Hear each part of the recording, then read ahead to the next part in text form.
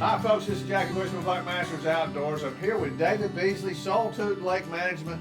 They do a wonderful job all over the country managing ponds.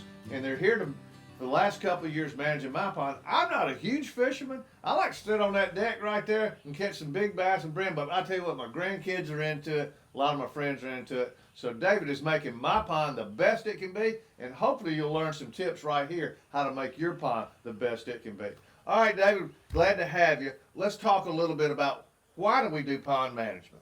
Yeah, so lots of reasons to do pond management, but first and foremost, getting kids outdoors, that's a huge part of it. And then on top of that, just enjoying the resources we have. So whether it's catching big fish or lots of fish, or you want to catch fish to eat, you know, there's lots of goals you can have, and it just depends on what you want to do, really.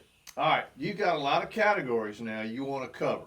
So if somebody's watching our video today, they might be able to pick up all the tips, or they might have one they didn't know about. Right. Yep. Exactly. Yeah. I think we'll probably start with just you need some insight into what you have going on under the water. Unlike wildlife management above the water, where you can see what's going on, under the water you don't really get to see what's going on all the time. And so we use a tool called Electrofishing, which is a safe tool for sampling fish. We use direct current, and it safely stuns the fish, knocks them out for 30 seconds to a couple minutes.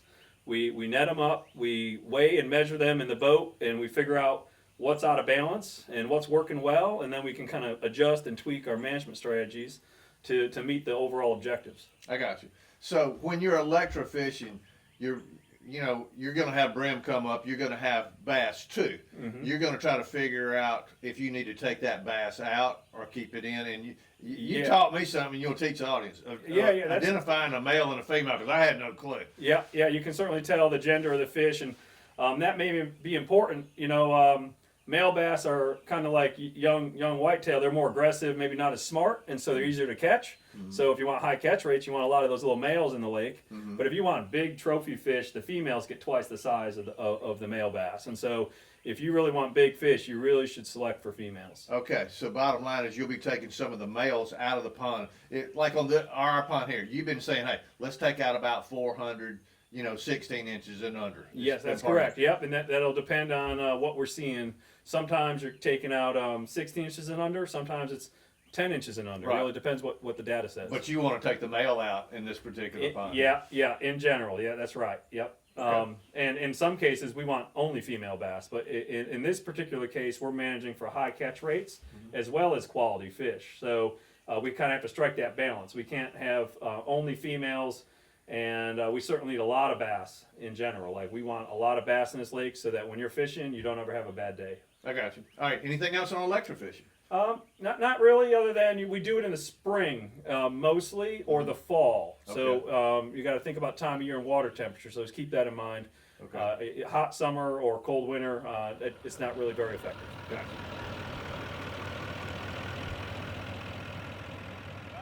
So we're about to get started electrofishing. We've got a generator here behind Clint, and then that's going to run alternating current here through the computer. It's going to convert to DC power. It's going to go through the anodes at the front of the boat into the water, and then back to the boat. We're grounded right now, and we're safe on the boat, but we don't want to stick our hands in the water. And so all the fish that we catch today, they'll just be right in front of the boat, like a 10-foot by 10-foot area, maybe 4 or 5 foot deep. And we're going to net them up. We'll put them in the live well. Once we catch enough of them, we'll weigh and measure them all. We'll let them all go. And if we've got to harvest anything, that'll be our time to harvest.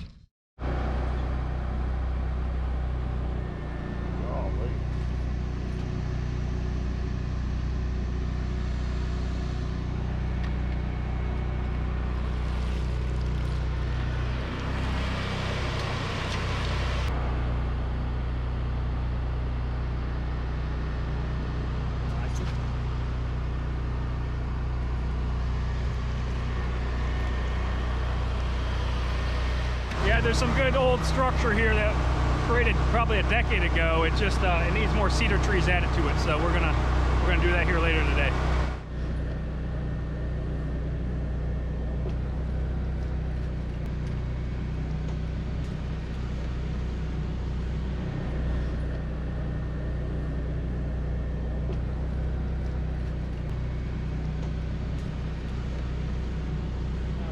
It's a spawned out female. Probably spawned a couple weeks ago.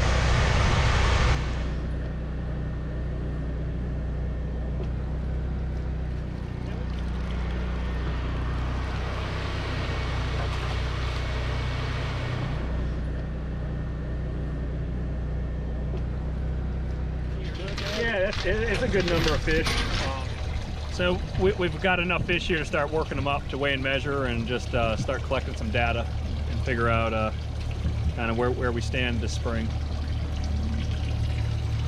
All right, David, when you're talking about electrofishing, I don't have an electrofishing boat. This is something y'all do at SOLitude Management, right? Yeah, that's right. Yeah, it's a specialized equipment that takes a trained eye. You don't just need the equipment, you also need the knowledge and experience of what are you looking at. And so, yeah, there's companies across the country that can help with this type of thing, but not all created equal, and certainly you want someone who's got a lot of experience. But y'all do have that as part of your program. Yes, yeah, we do. We provide electrofishing services nationwide, and you know, it's definitely a budget item, though. It's something you need to budget towards and prioritize if you're going to do it. Like it's not necessarily always inexpensive. I remember that one time Clint said, "Don't put your hands in the water." That's all I'm gonna tell you about it. I've heard you've done it. I've heard you've done it twice. I got the fish. I've heard you've done it I put it in twice. there, and boy, my hat about came off. I went, "Oh, what did you just tell me, Clint? What did I tell you? Don't put your fingers in the water." I heard it was twice. Clint, It's probably 5 times. See, that's I know what electricity is. Yeah, now. we have liability waivers that people have to sign when they get on the boat. Like if your name's Jackie, you gotta like sign this document. But that's why it's direct current, alternating current that would hurt you. Yeah. A lot more than direct current. Kind of like a taser versus a Exactly. 110 outlet. So this fish in my right hand is a female. As you can see, this vent here is all red and swollen. The back vent, the one closest to you, where this fish, the back vent is not swollen or red. It's more of a white color. And this is a male and this is a female. We can use some capillary tubes to confirm that. This female here, she's showing signs that she's a female.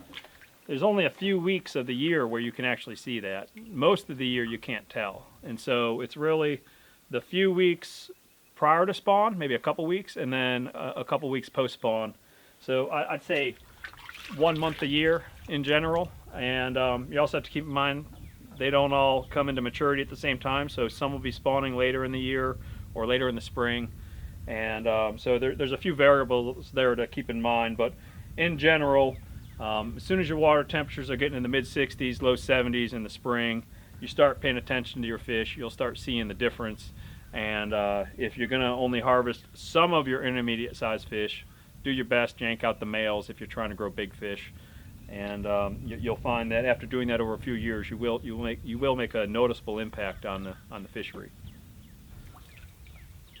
So we've got a live well full of fish here, and we're going to harvest today based on size, though. So small fish come out, bigger fish stay.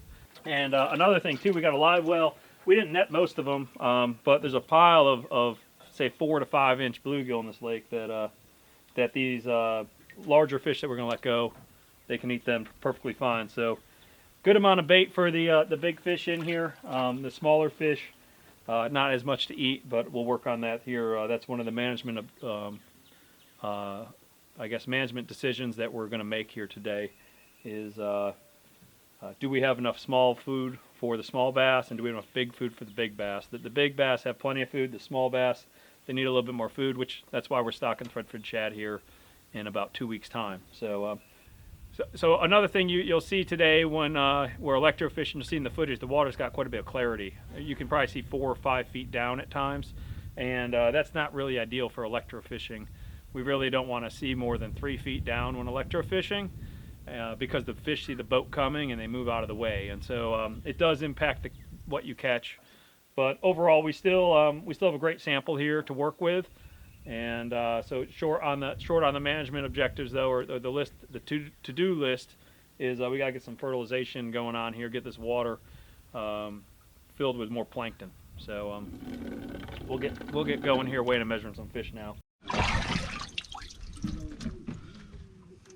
Yeah. 454, 1165. We've got all the fish knocked out. They'll wake up in a few minutes. We just knock them out. That way they don't beat themselves up or get stressed out. 438, 1020.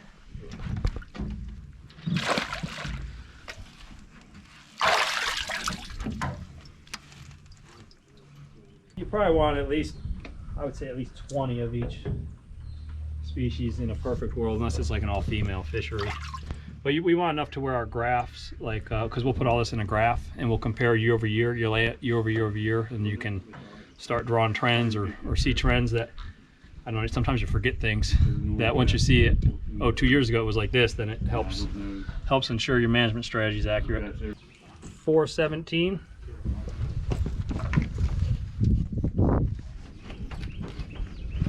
$9.30.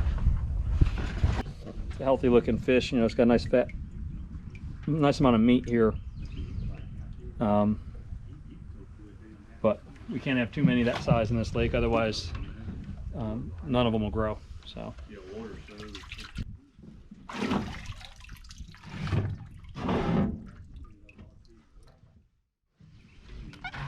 Nice bluegill.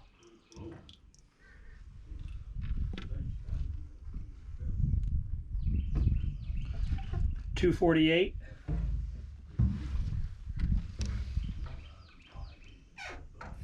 $405, so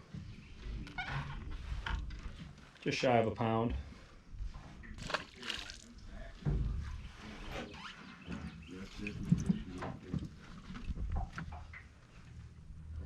Bluegill, 134. It's good eating bluegill right there. Nice size for maybe like a 14-inch bass. Could really eat that really nicely. 45. And here's a little red ear sunfish. 454. Sorry, 154. It's a little red ear. 60.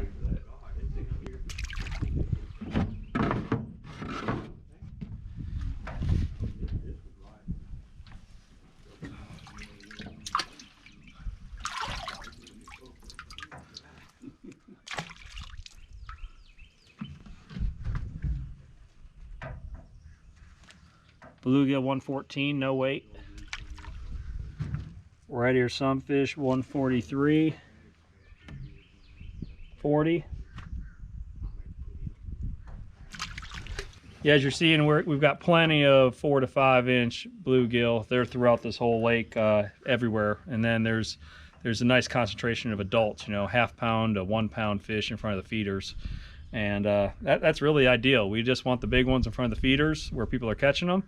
And the rest of the lake, we want these middle-sized, you know, intermediate-sized bluegill for the bass to eat, because the bass can't really eat 10-inch bluegill. So, good stuff there.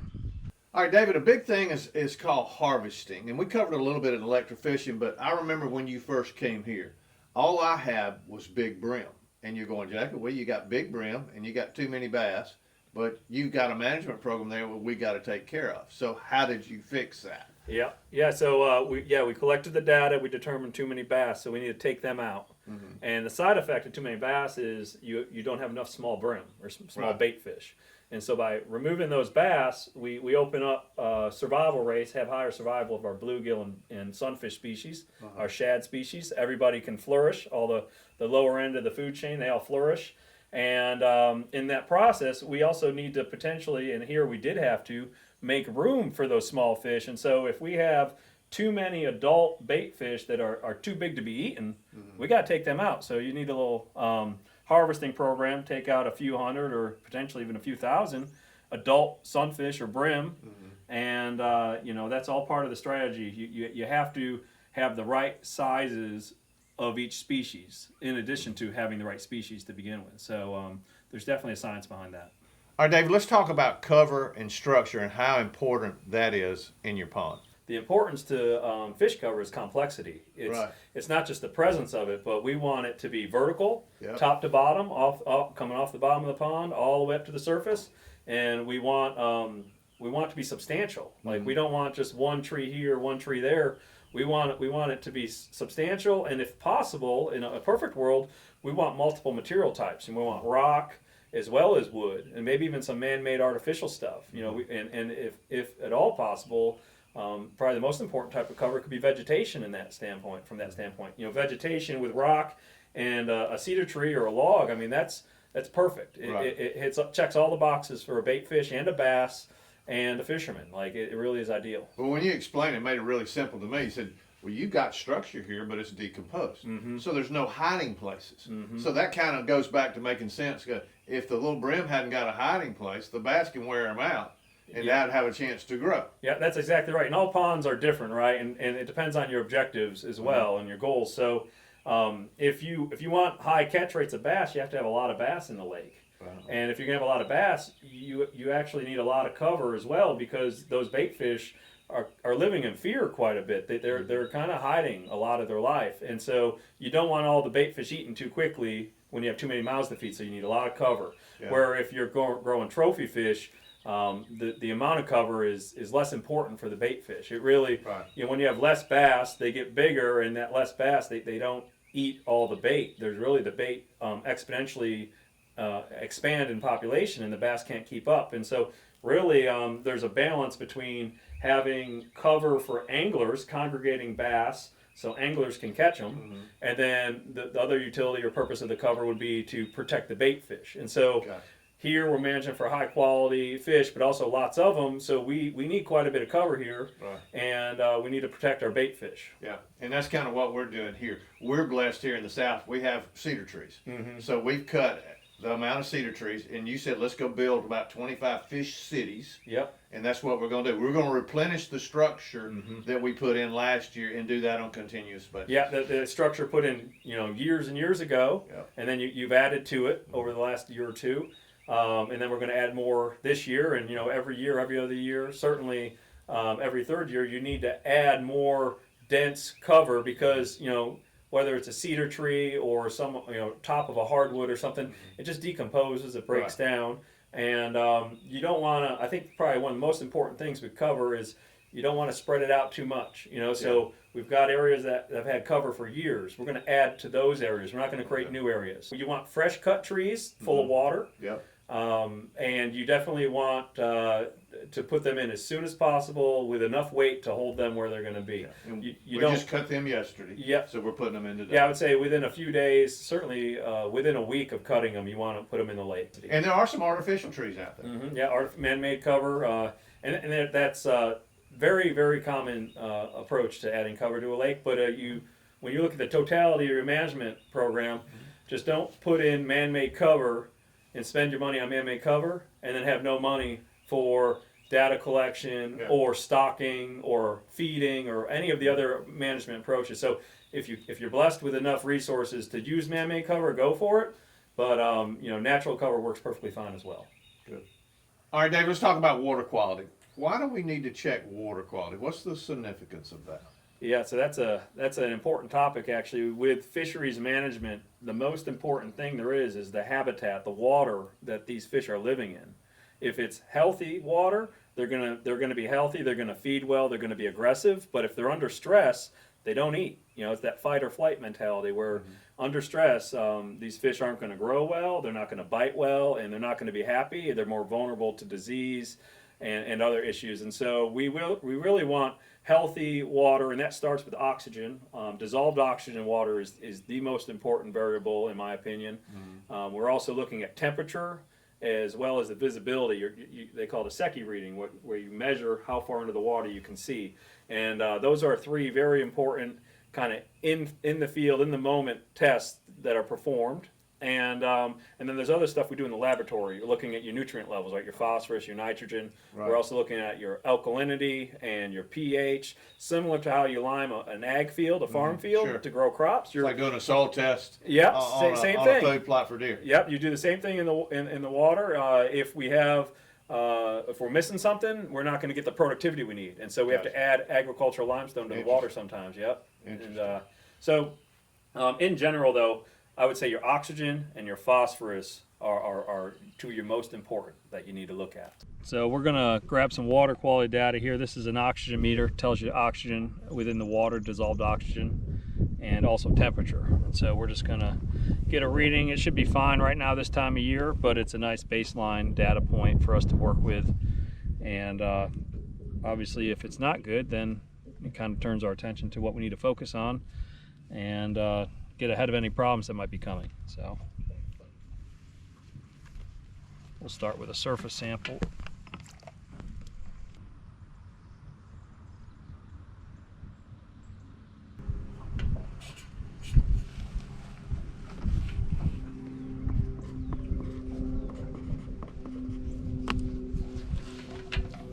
So we're going every 3 feet, 3-foot increments down, surface to bottom.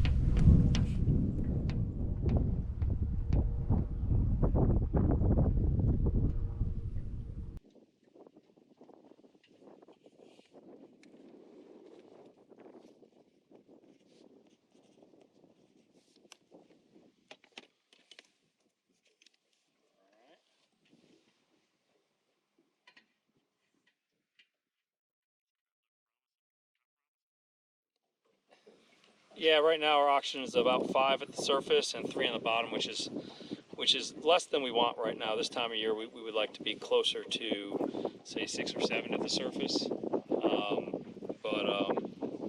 In general, we know we're adding aeration to this lake in the coming 2 or 3 weeks, and based on water temperatures right now, we should be fine. And as we get a little more photosynthesis going on too, it can help us as long as the weather's friendly. So in general, we need to add aeration to this lake, but we knew that going into it, and this kind of helps support that.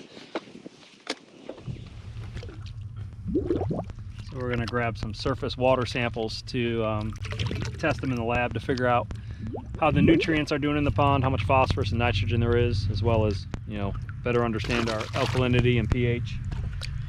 There's probably a dozen parameters we check in the lab.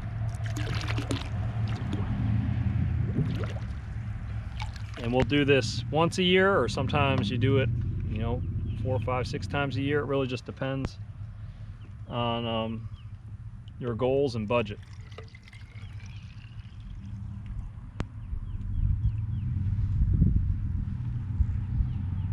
This is a preserved sample. It has an acid in it, and it helps lock in the real value of the phosphorus and the nitrogen in particular, so that the readings are accurate for your total nitrogen, total phosphorus in particular. And then we're just gonna get a regular sample to test everything else.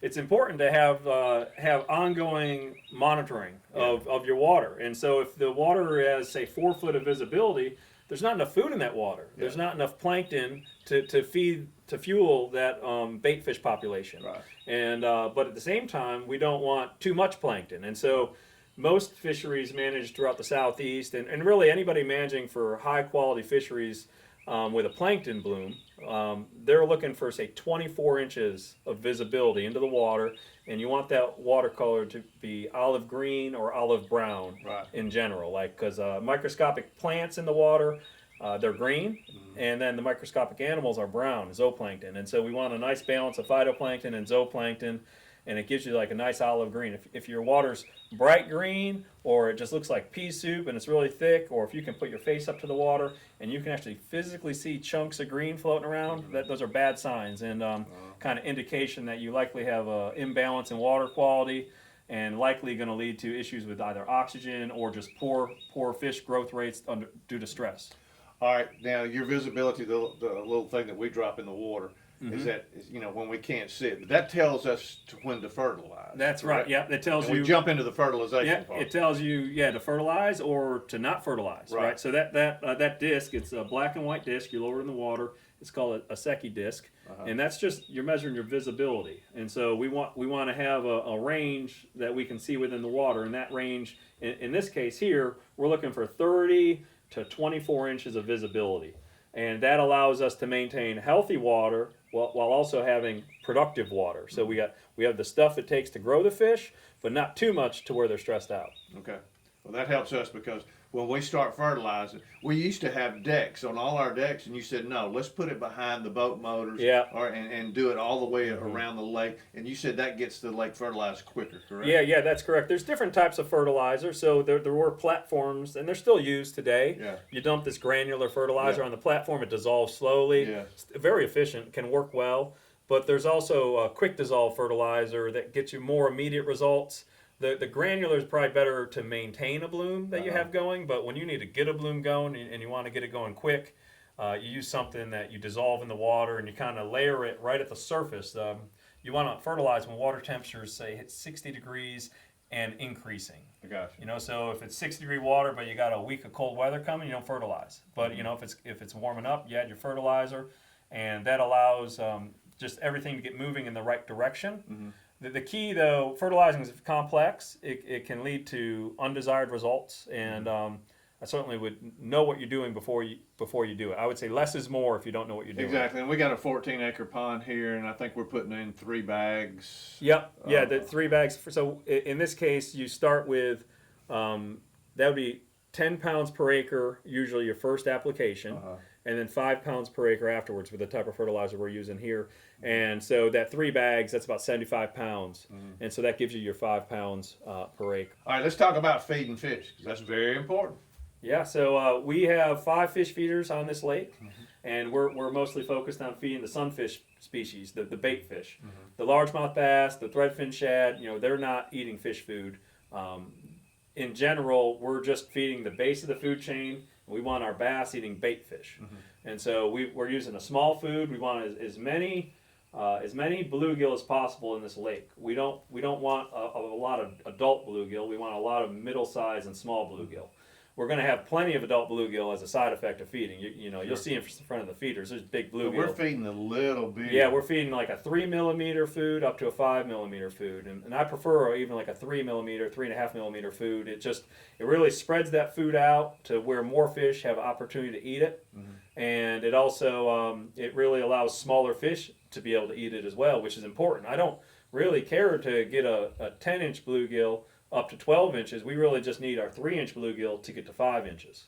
That's really the management objective here. The side effect of all the feeding is you're going to have some, half-pound to 2-pound bluegill. I mean, you're just going to have that. And we're going to feed 2 to 3 times a day. Yeah, we're feeding 2-3 times a day. So in the spring, early spring or late fall, we're far enough south here, you can feed throughout the winter at times if it's a mild winter.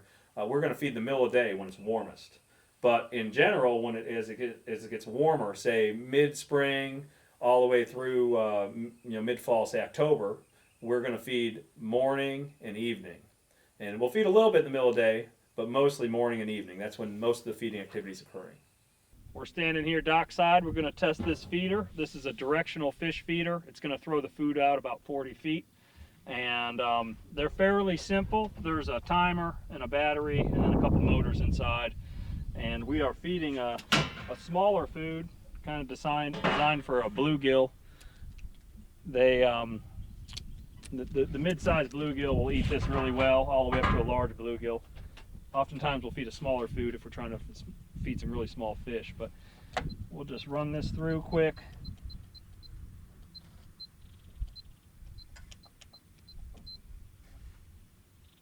So basically it's going to prompt us to stand back for a second or don't stand in front of it, and it's going to throw out food for a couple seconds.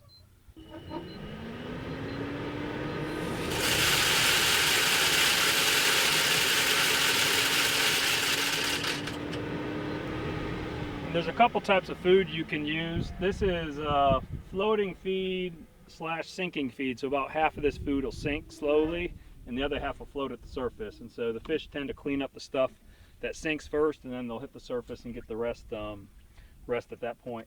But as you can see right now, there's a bunch of bluegill out there. If you can see it from where you're at, most of them are 4 to 7 inches long, and it's middle of the day. If we fed in the morning or the evening, they're going to feed a lot better. But either way, feeders are a phenomenal option. I highly recommend adding a feeder to your management program. They're one of the cheapest ways to grow the most amount of fish. About every 2 pounds of fish food you feed, you're going to produce 1 pound of fish in general. And so if you're spending $1 a pound on your fish food, for every couple bucks you're growing 1 pound bluegill, it's a pretty good deal. So, and bluegill grow fast. Within 3 or 4 years of a feeding program, you will have 1 to 2 pound bluegill very easily. And it's a lot of fun both to catch them as well as just watch them. All right, Dave, let's talk about stocking, because that's very important. But you do your research to know what you're going to stock each individual pond with, correct? That's correct. So as we are collecting our data, whether it's angler data or observations or electrofishing data, there are certain species that may need support. They need some additional support, and we stock those fish. Generally, it's your bait fish species, or you're stocking. Sometimes you're stocking largemouth bass with better genetics. But for the most part, we're not stocking predator fish. We're stocking the forage fish, because the bass and the predators, they just tend to really suppress the bait fish populations. All right, in this particular pond, you're getting ready to put in what? Threadfin shad. Yep. Threadfin shad. Threadfin shad are a phenomenal bait fish species. They're slow swimming, schooling fish. They ball up out in open water, and they eat the plankton that we're growing. The negative to threadfin shad is they die at a water temperature of around 42 or 43 degrees. And so depending on where you are in the country, they don't always live year round. But they increase in population exponentially. They flourish under the right conditions, and they make up for that negative, right? And so although we may have to stock them every year in certain parts of the country, it can still actually make sense because of the biomass and surplus of fish that you're producing. Here, where we are in Alabama, they'll live year-round most of the time, and so rarely do we need to stock them, but we happen to have to stock them right now. But as you're shocking today, and you'll notice whether we got shad in there and whether we need to replenish. I know we're replenishing. That's a great point. Yeah, if we see, that's the whole purpose of collecting data. If we see shad today in a good number, which won't even take that many shad to be good, because they explode in population. Sure. We won't have to stock them, and actually the cost of electrofish is completely negated by stocking. All right, David. Way back when you first got started, you said, Jackie, what is your objectives here? You want a trophy pond, or you want to catch a lot of fish pond? I went, I want a lot of catch a fish pond. Yeah, that's right. So, I mean, when you go into it, share with the audience right there what your strategy is going to be. Yeah. So generally the answer to the question is people want big fish, but they also want lots of them. In reality, that's not really possible. So if you want big fish, you just have to have less fish. Yeah. More mouths to feed. Everything grows slower. Things don't get as big.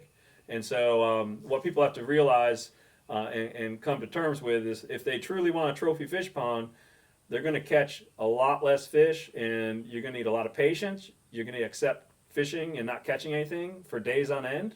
Some days you'll catch a bunch of fish, but there's a lot of days you won't, and that's really not for many people. A lot of people want to catch fish when they go fishing. So my pond right here, that 2 to 8 or 10 pound is realistic. That trophy pond is that 8 to 15 pounder. That's not realistic for me, because I want everybody to catch fish and have fun. That's right. Yeah, I would say here, 8 pounds is a fish that's dying of old age. You're not going to be 4 or 5 years old and 8 pounds, but if you live 8 to 10 years, you got a chance of reaching that. And that's usually acceptable to most folks. So the bottom line is, the customer needs to make the decision. You want a trophy pond or a catching pond? Yep, and the catch rates are a big part of that, but there's also the budget, as well, and the effort, just the ongoing management, checking the Secchi reading every day or a few times a week, filling the feeders and just applying herbicides if you have too many species of vegetation growing, or it's a really long list of management, and it can take the fun out of fishing if you're not careful. I know. And my thing is, I want these kids to go catch something and have fun. That's right. Their attention span is so small these days. But when they can go out there on my porch and they can catch brim as big as your hand and catch a big bass, that's why I've done the pond and you manage it. That's right. Yeah, it gets kids off the couch, off their phones, and it develops or garners a passion for creativity in the outdoors, and that's it's really kind of addictive, and it feeds itself if you can just get them into that mindset. And fish feeding programs allow for that. And really, there's very few management strategies where you wouldn't have a fish feeder even if you had a 100-acre lake, you're not going to grow all the fish in the lake with a fish feeder, but you can have one feeder on a dock. Yeah. Congregate fish and achieve that objective, check that box, and still get everything else accomplished as well. Well, folks, I hope you learned a little bit about pond management today. I've had David here with SOLitudeManagement.com now for what, 4 years? Yeah, 3 or 4 years. And we are catching some fish. I wanted to catch in pond, and I want to take my kids and my grandkids, and that's what's so fun about the sport. But David and his group travel the country, and they can do to your pond what they've done to mine, and we appreciate you being here. And all the information's right there. Folks, thanks for watching today's video. If this is the first time in, make sure you push the subscribe button. Tell all your buddies to follow us. Hit the share and the like buttons, all that good stuff. But if you want to catch some fish, he's your guy.